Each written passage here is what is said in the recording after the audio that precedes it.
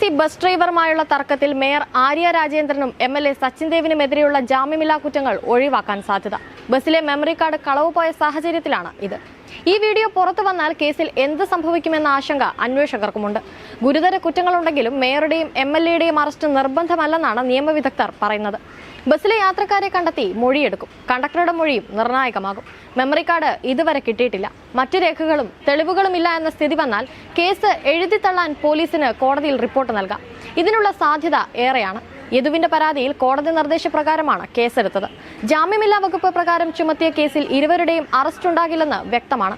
KSRTC driver Yadu മേയർക്കെതിരെ കേസെടുക്കണമെന്നാവശ്യപ്പെട്ട് കോടതിയിൽ പൊതുതാൽപര്യ ഹർജി നൽകിയ എറണാകുളം സ്വദേശി അഭിഭാഷകൻ എന്നിവരുടെ മൊഴിയാകും പോലീസ് ആദ്യം രേഖപ്പെടുത്തുക.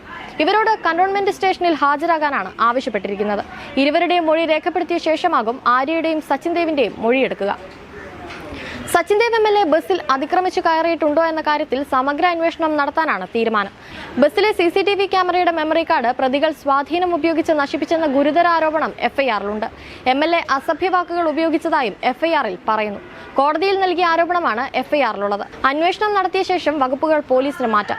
ദൃശ്യങ്ങളില്ലാത്ത സാഹചര്യത്തിൽ യദുവിന്റെ ബസ്സിൽ കയറിയെന്ന ആരോപണം പോലീസ് തള്ളും.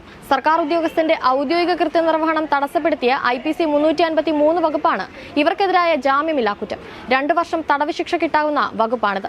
മേയർക്കും കൂട്ടർക്കുമെതിരെ തെളിവ് നശിപ്പിക്കലിന് 7 വർഷം തടവ് ശിക്ഷ കിട്ടാവുന്ന വകുപ്പ് ചുമത്തിയിട്ടുണ്ടെങ്കിലും ഇത് ജാമ്യം കിട്ടുന്ന വകുപ്പാണ്. പക്ഷേ കുറ്റം ചുമത്തിയാൽ വിചാരണ സെഷൻസ് കോടതിയിലായിരിക്കണം.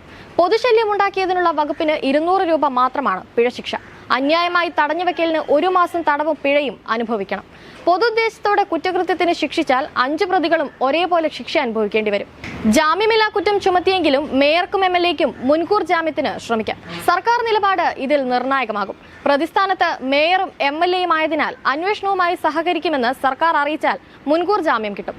സർക്കാർ അത്തരമൊരു നിലപാട് സ്വീകരിക്കാനാണ് സാധ്യത കൂടുതൽ. മേയർക്കും എംഎൽഎക്കും മുൻകൂർ ജാമ്യത്തിനായി കോടതിയിൽ ഹാജരാകേണ്ടി വരില്ല. ഇവർക്കായി അഭിഭാഷകൻ എത്തിയാൽ മതിയാകും. മുൻകൂർ ജാമ്യം അനുവദിച്ചാൽ 2 ജാമ്യക്കാരെ ഹാജരാക്കി ജുഡീഷ്യൽ മജിസ്ട്രേറ്റ് കോടതിയിൽ നിന്ന് ജാമ്യം പ്രാബല്യത്തിലാക്കണം.